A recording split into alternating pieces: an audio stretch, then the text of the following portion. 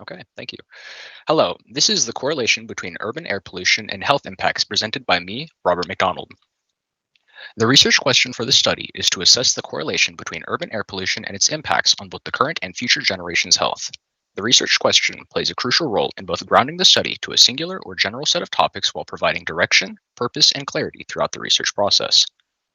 While the research question highlights the main issues being addressed by the study, the research objectives outline the specific aims and tasks required to answer the question effectively. This research study was broken down into four research objectives, all with the overarching goal of supporting the research question and explaining the synthesized information from the meta analysis. These research objectives were assessing the public awareness and perceptions of air pollution, identifying key pollutants and their correlation to health outcomes, assessing the intergenerational impacts of air pollution, and predicting future health trends. These research objectives will be further touched upon throughout the presentation. A methodology is an approach or strategy that a researcher uses to conduct a study or investigation. It is the research design, data collection methods, and data interpretation in a study. In the study of the correlation between urban air pollution and its health impacts, the research methodology chosen was the meta-analysis method. Meta-analysis is a statistical technique to systematically combine the results of multiple studies on a particular topic or research question. Rather than conducting a new study, meta-analysis involves analyzing data from existing studies to draw new conclusions and summarize existing studies in a newly interpreted manner. The reason for choosing this methodology was due to the pre-existing studies on air pollution as a whole. The goal was to isolate a central research question and summarize previous studies done on related topics to reinforce the chosen research question. In this study, the presentation of data was done qualitatively with the idea of a concept map. At the center of the map is the research question, and branching out are research objectives, which are connected to common themes that each study that was collected then tied to. These common themes were age groups, impacts on childbirth, long-term impacts, and the relevance of the urban environment. To find this data, a number of databases like PubMed and EBSCO were used with keywords like air pollution, PM, impacts, health, diseases, and China to get the most relevant data. The studies were then combed through to then determine if the information was both timely and related to the topic studied in this research question and throughout the research objectives. The goal was to find connections across 20 chosen studies and how they relate to each other and bridge the key research objectives. With the data presented in the form of a map, the rest of the presentation leads through the specific research objectives with connections to the studies chosen in the form of a presentation and then explanation. Now then, what is air pollution? Air pollution is a problem that has been plaguing humanity for decades, and while it may not be a new problem, it is still one that is yet to be resolved. Throughout this presentation, the term air pollution will be used frequently, and while the broad term is common knowledge, a more in-depth understanding of the types of air pollution clarifies the overall topic. In this presentation, the topic of air pollution will refer to particulate matter, or PM, of which there are two primary ones focused on in this presentation: PM 2.5, fine particulate matter, and PM 10, or inhalable particulate matter. One of the key differences between the two is the size, which can be denoted by the number next to the PM, with 2.5 and 10 being the most common measurements, and are measured in micrometers. When we think about air pollution, our minds often go to common sources, such as vehicular emissions, factory byproducts, and coal-fueled power plants. While these are some of the big contributors to air pollution, there are countless other smaller sources such as cooking, air conditioning, gas-powered lawn equipment, and wood burning. All these smaller contributors come together to create the lethal problem that the World Health Organization estimates 7 million people fall to annually. This study has been focused on the country of China, with the local limitation of focusing on urban areas. However, China is a massive country with a population of around 1.4 billion people, and not everybody lives in an urban environment. To limit the selection of data and make the study more feasible, 5 major urban population centers were chosen, those being Beijing, Shanghai, Chengdu, and Guangzhou, with these chosen cities having populations of about 15 million residents. To break down the situation and analyze the numerous studies on the dangers of air pollution and its impacts on human health in the highly polluted country of China, we can begin with the assessment of public awareness and perception of air pollution and its impacts. Of course, to begin this, an understanding of what we mean by perception is needed. The perception of pollution is the ability for an individual to identify the environmental pollution in their surroundings, which sounds obvious and yet has become its own research field, branching off of the standard air pollution and environmental studies. The purpose of this objective is to provide an understanding of what current precautionary measures are in place, the health impact pollution has had on the public, and what community engagement the problem has initiated. This research objective ties into the research question by taking the multifaceted problem of air pollution and attempting to break it down into subcategories and contribute to a more holistic insight into something more easily understood. With this research objective came the understanding of behavioral responses, policy implications, and a health impact assessment that helped contextualize the significance of the correlation between air pollution and health. Previously, specific pollutants were briefly mentioned in the introduction of the presentation, but a deeper understanding of where those pollutants come from and the medical conditions they cause are crucial details to understand.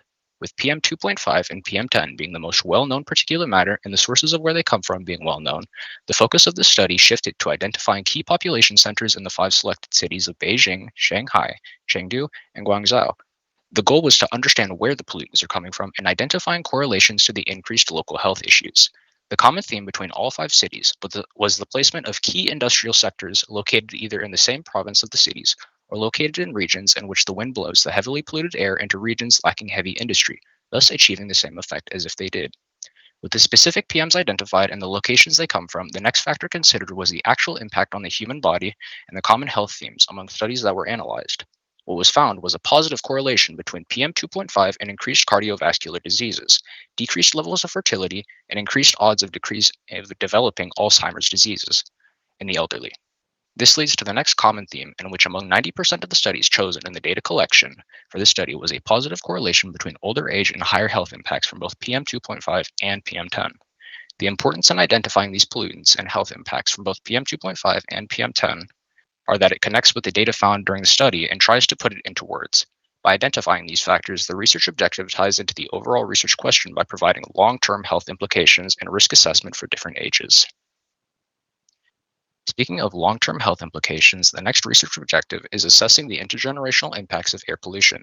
The intergenerational impacts refer to effects that exposure to air pollution has on individuals directly exposed and on subsequent generations, with these impacts manifesting in many ways.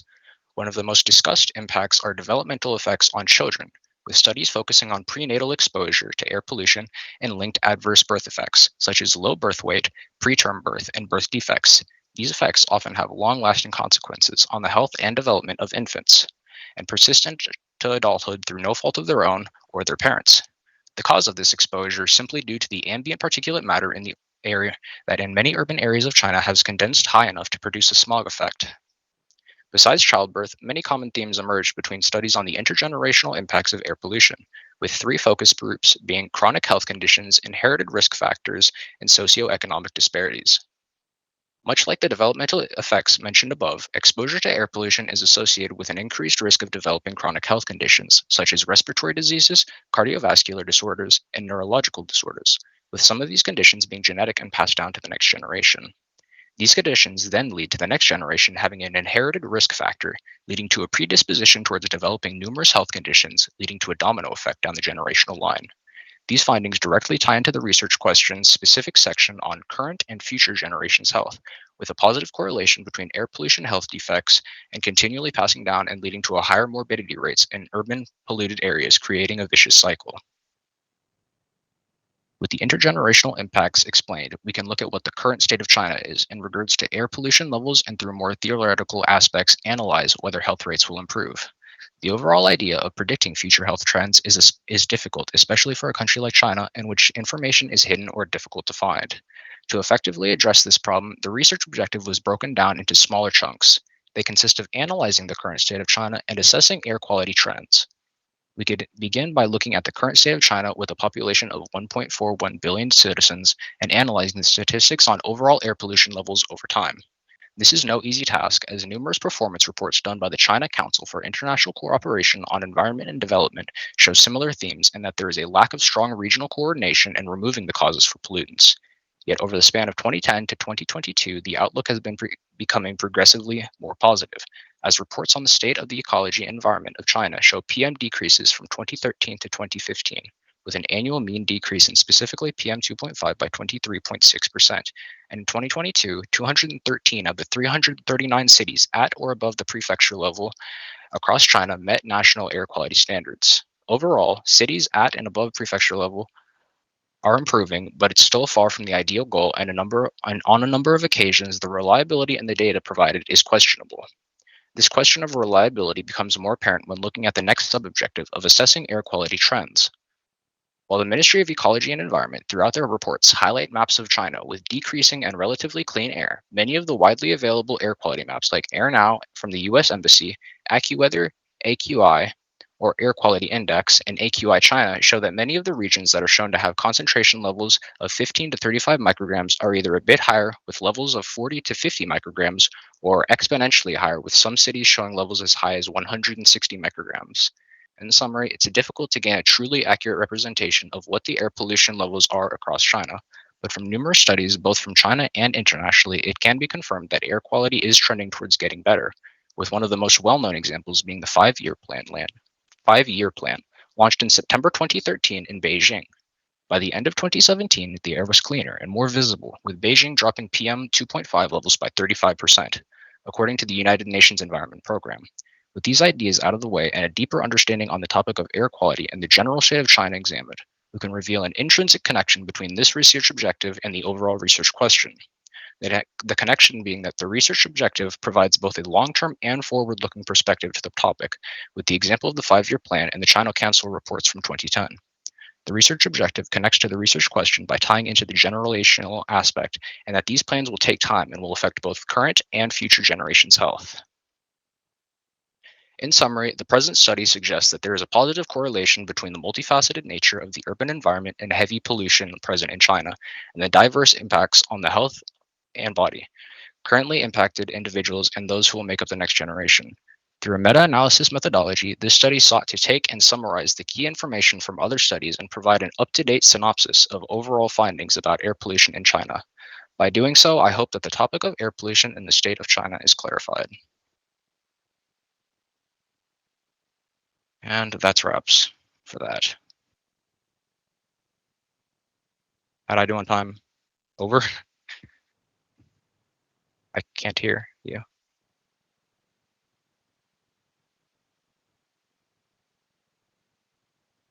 Oh, I thought you said that my mic was muted the entire time. Oh, that dropped my heart. I was like, oh my.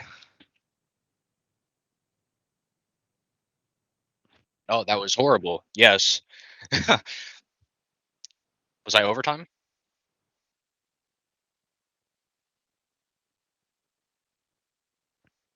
Okay.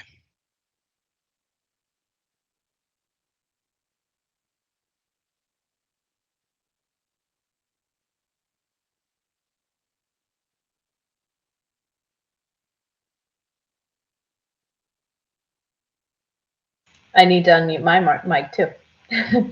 So my question is, if you could revisit your process, what would you do differently and why? If I could revisit my research process, the thing that I would do differently is definitely reaching out to other more experienced professionals in the field. So, for example, reaching out to Dr. Krell was, I would say, one of the most beneficial parts of my research process. It gave me a firm direction and where I needed to head with this. And for a while, I was lost on how to go about researching my method and how to tie that into my methodology. Another example could have been me further reaching out to you, Miss Grape, as you are an expert on the environment, as you teach AP environment, I believe it is. Um, if I could redo this, that is definitely something I would do. I would reach out to you more, because I think during the research process, you shouldn't have to be completely alone. Um, Reaching out to more professional people is definitely beneficial, and I think it could have improved what I have currently far more than what I currently have.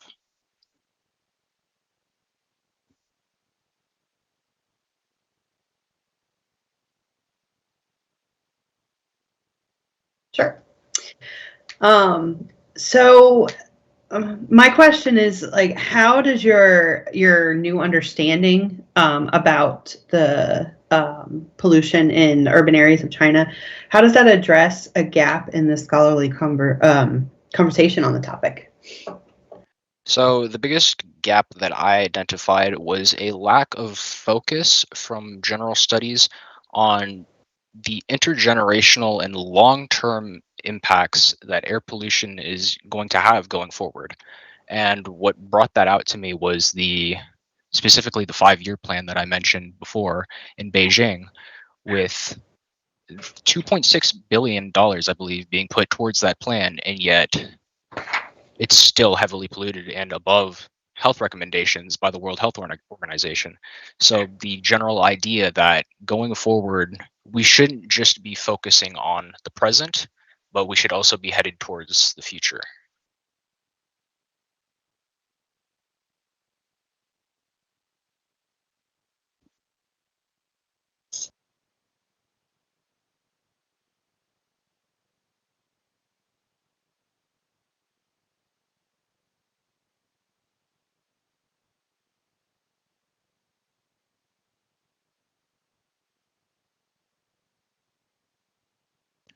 So when I initially took a look at what air pollution was, it was a very broad topic. There were numerous subjects that could be gone into, even when specifying it, as I did with my research question, which I think that's part of what helped clarify what my research question would be. And that was assessing the correlations of air pollution in urban environments to the health impacts of future and current generations.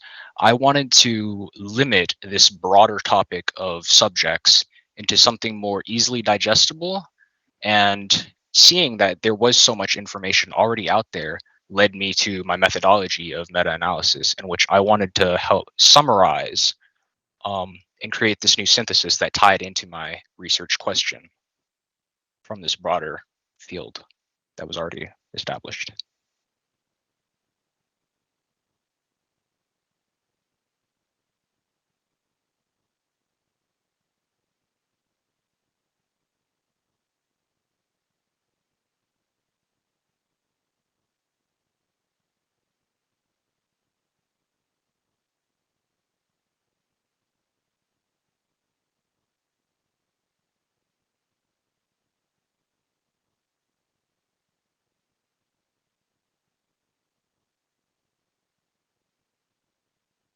So my very initial introduction, I suppose, to air pollution was me simply scrolling through the internet and finding a picture of the smog that's in China. And my initial thoughts were, with a country of 1.4 billion people, that's a lot of people, they are living in such a heavily polluted environment. This is where they live. And yet, this smog, this smoke here, is not natural. It's made by humans, essentially.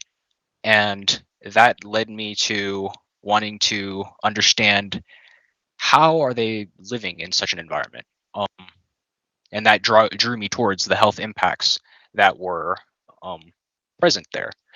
And that eventually led to me wanting to understand, well, I've looked at the current impacts that are on people's health, but I also want to look at, what does this mean for the future? With 1.4 billion people, this is something that's not going away anytime soon, even with the amount of effort that's being put towards fixing this problem. What does this mean for the next generation?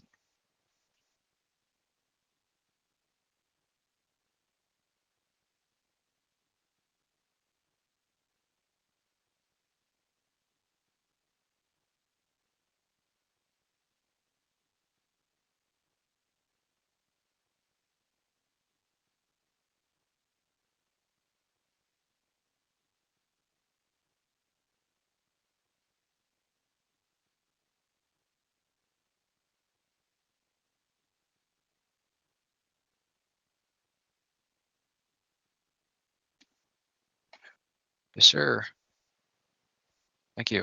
I will attempt to get this. Thank you. I'll attempt to get this submitted sometime, my paper, sometime next week, since that is the closing of this month, I believe, close to the closing of the month. So I'll get that submitted and worked out. Thank you, everybody, for your assistance, especially you, Dr. Crowell. Your assistance was very helpful in providing direction to my overall research and moving forward my research paper as well. So thank you. And you, Ms. Grieve, as well, for your feedback.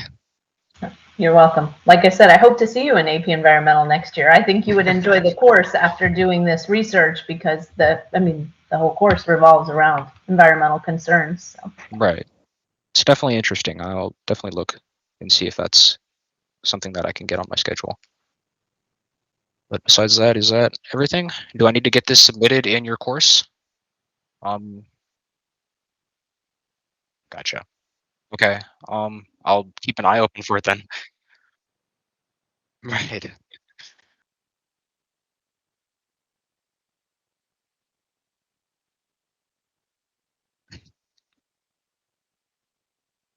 Thank you. Bye-bye.